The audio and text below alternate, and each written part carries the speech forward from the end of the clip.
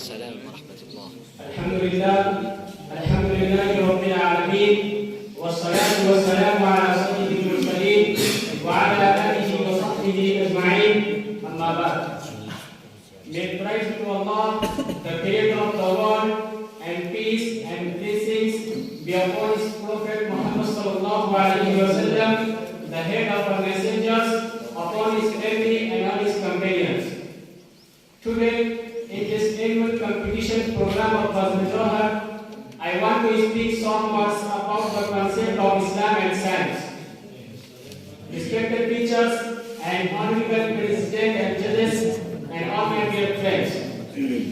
Allah subhanahu wa ta'ala says in the Holy Quran, اليوم أكملت لكم دينكم وأتممت عليكم نعمتي ورضيت لكم الإسلام دينا. Today, I have perfected your religion for you as religion and have completed my blessings upon you and chosen Islam as the way of life for you.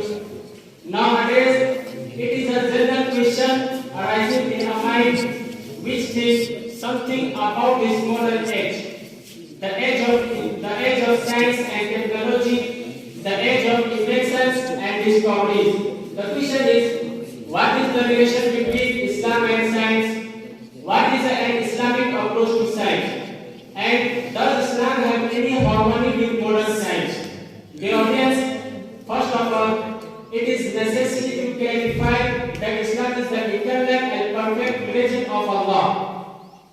It is in a complete harmony with human nature. So, it can never be in contrary to the laws of nature. Its teachings and doctrines can run with the ups and downs of every age. Its basic rules and fundamental doctrines cannot accept any change. Allah subhanahu wa ta'ala has perfected it and regarded it as the favorite religion forever, as He said, Inna Deena Inda Allah Islam. Truly the recognized religion in the sight of Allah is Islam. The audience, on the other hand, science is a systematic study and nature of physical phenomena. It is a developing and growing process. It accepts change, incorporates modifications once it proves something, while on the other occasion it rejects it and claims something else. Mr. President, it should also be noted that science is of two types. First is experimental. It comprises experiment and experiences. The second type consists of theories and concepts. The first type of experimental science is in complete harmony with Islam. It does not go against Islam in any way. Rather, it has proved Islamic teachings concept with its discoveries and inventions, like science of medicine, agriculture, and so on. While the other kind of science, which carries theories and concepts, it does not favor the Islamic concept at various occasions, like the theories about the universe, as the sun, the sky, etc. But it may not harm Islam, because we believe and the history of Islam testifies that Islam is true. Whatever it says, but we know or not. We know science accepts changes from time to time. Therefore, we come to a conclusion that the points where science has any difference with Islamic concepts, it is somewhere in the midway. And once it will reach its real destination, it will testify to the Islamic concept. Dear brother and elders, in short, science does not create any problem for us. Not only it favors Islam the most, but also it testifies its truth.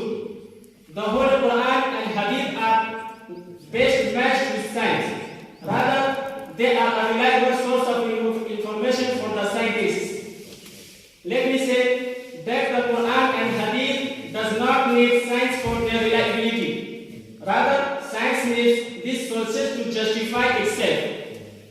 Islam not only approves science, rather it is the founder of modern science.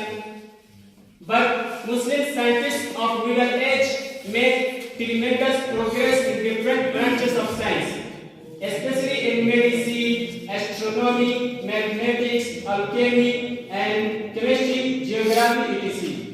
In last, I would like to say we should not mind if science finds any fault in Islam anyway. Science should not play any part in increase or decrease with our iman. We should strongly believe that the truth lies in only in what Allah and His Messenger. So Allah believes Him and give Him peace. Have said, the Holy Quran says, وَمَنْ أَصْدَقُ مِنَ اللَّهِ قِيلًا وَمَنْ أَصْدَقُ مِنَ اللَّهِ حَدِيثًا. Who is more truthful in His word than Allah? So I complete my speech and thanks. MashaAllah.